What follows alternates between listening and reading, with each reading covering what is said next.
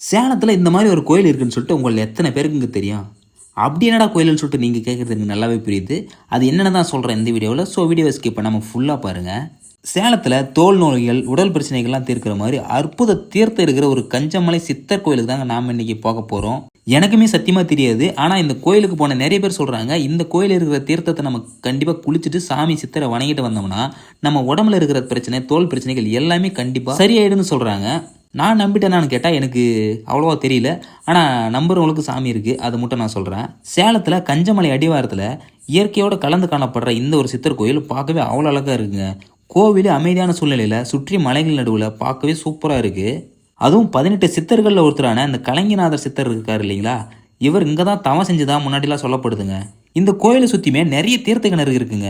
பக்கத்தில் இருக்கிற கஞ்சமலையில் ஏகப்பட்ட மூலிகைகள் நிறைந்த ஒரு மலையை காணப்படுதுன்னு சொல்லிட்டு இருந்தாங்க. அந்த மூலிகைகள் நிறைந்த கஞ்சமலையிலிருந்து ஊறி வரக்கூடிய இந்த மூலிகை ஊற்ற தண்ணி இருக்கு இல்லைங்களா, அந்த தண்ணி தாங்க கிணத்துல வந்துட்டு இருக்குன்னு சொல்கிறாங்க. இந்த கிணத்து தண்ணியை பக்தர்கள்லாம் குளிக்கிறதுக்காக நிறைய வாளிகளை போட்டு வச்சிருக்காங்க. கிணத்தை சுற்றியுமே நிறைய வாளிகளாக இருக்குங்க.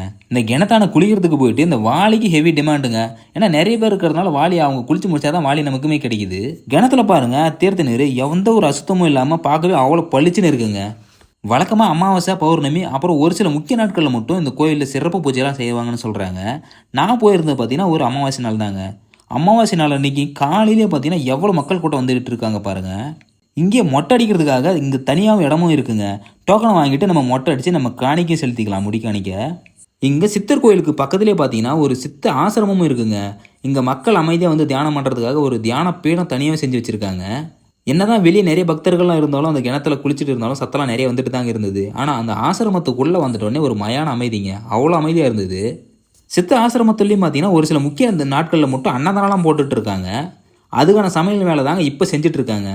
நாங்கள் போயிருந்தது அமாவாசை நாள் இல்லைங்களா, இன்றைக்கி மதியம் சாப்பாடு செஞ்சு போடுவாங்கன்னு சொல்லிட்டு இங்கே இருக்கிற அம்மா தாங்க சொன்னாங்க. ஏன்னா அவங்க தானே செஞ்சுட்டு இருக்காங்க.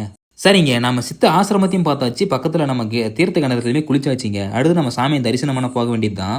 சித்தரை தரிசனம் பண்ண நிறைய பக்தர்கள் பாருங்கள் அப்படியே லைனில் நிச்சிட்டு இருக்காங்க. பொது தரிசனம் வழியாகவும் நம்ம போகலாம், சிறப்பு தரிசனமும் போகலாங்க. சிறப்பு தரிசனம் ஒரு ஆளுக்கு 50 ரூபாங்க. கோவிலுக்கு வெளியே தாங்க வீடியோலாம் எடுக்கணும். கோவிலுக்கு உள்ளே பார்த்தீங்கன்னா எந்த ஒரு வீடியோகிராஃபி, ஃபோட்டோகிராஃபி எடுக்கக்கூடாதுன்னு சொல்லிட்டு அது ஸ்ட்ரிக்டாக சொல்லிட்டாங்க. வழக்கமாக கோவில்களில் விளக்கேற்றி வழிபாடு செய்வாங்க. அதே மாதிரி இந்த கோவிலையும் பார்த்தீங்கன்னா விளக்கேற்றி வழிபாடு செஞ்சுட்டு இருந்தாங்க. இந்த சித்தர் கோவில் ஒரு வினோத வழிபாடு ஒன்று இருக்குங்க. அது என்னன்னா, சித்தரை வணங்கிட்டு வந்து இந்த கோவில்லேயே பார்த்தீங்கன்னா உப்புலாம் வித்துட்டு இருக்காங்க. நீங்கள் வரும்போதே கோவிலுக்கு வெளியே பார்த்தீங்கன்னா கடைகளில் உப்புலாம் வித்துட்டு இருக்காங்க. சித்தர் கோயிலுக்கு பின்புறமாக பார்த்தீங்கன்னா ஒரு கிணறு ஒன்று இருக்குங்க. அந்த கிணத்துக்கிட்ட நம்ம போயிட்டு நம்ம திரும்பி நிற்கணுங்க. பின்புறமாக திரும்பி நிச்சுக்கிட்டு நம்ம கையில் இருக்கிற உப்பை 3 முறை தலையை சுற்றி கிணத்துல பின்புற வழியவே நம்ம போட்டுருணுங்க. போட்டுட்டு நம்ம என்னோட தோலில் இருக்கிற பிரச்சனை, உடலில் இருக்கிற பிரச்சனை எல்லாமே உப்பு கரையிற மாதிரி கரைஞ்சி போயிடணும் அப்படின்னு சொல்லி நம்ம மனசார வேண்டிக்கிட்டு வந்துட்டோம்னா நம்ம உடலில் இருக்கிற பிரச்சனை எல்லாமே கண்டிப்பாக தீந்துருன்னு சொல்கிறாங்க.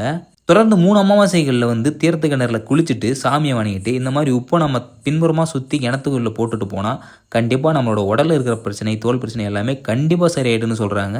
எனக்குமே இந்த கோயிலை பற்றி முன்னாடி அவ்வளோ தெரியாதுங்க. இந்த நேரில் போனதுக்கப்புறம் தான் இப்படி ஒரு தீர்த்த கிணறு இருக்குது, இந்த தீர்த்த கிணத்துல குளிச்சதுக்கப்புறம் தோல் பிரச்சனைகள் தீர்க்கக்கூடிய ஒரு அற்புதமான ஒரு மூலிகை தண்ணியாக தான் இது இருந்துட்டு இருக்குன்னு சொல்லிட்டு எனக்குமே அப்போ தாங்க தெரிஞ்சுது. நான் போனதால் இந்த காணொலி உங்களுக்கு நான் பதிவிடுறேங்க. போகாதவங்களும் பார்த்து தெரிஞ்சுக்கிட்டோம். அதனால் இந்த வீடியோ முடிஞ்ச அளவுக்கு உங்கள் ஃப்ரெண்ட்ஸ் அண்ட் ஃபேமிலிக்கு ஷேர் பண்ணி விடுங்க. வீடியோ பிடிச்சிருந்தா லைக் பண்ணிட்டு நம்ம சேனலை மறக்காமல் சப்ஸ்கிரைப் பண்ணி வச்சுக்கோங்க. அப்போ தான் நம்ம அடுத்தடுத்து வீடியோஸ் பண்ணால் நமக்கு ஒரு மோட்டிவேஷனாக இருக்கும்.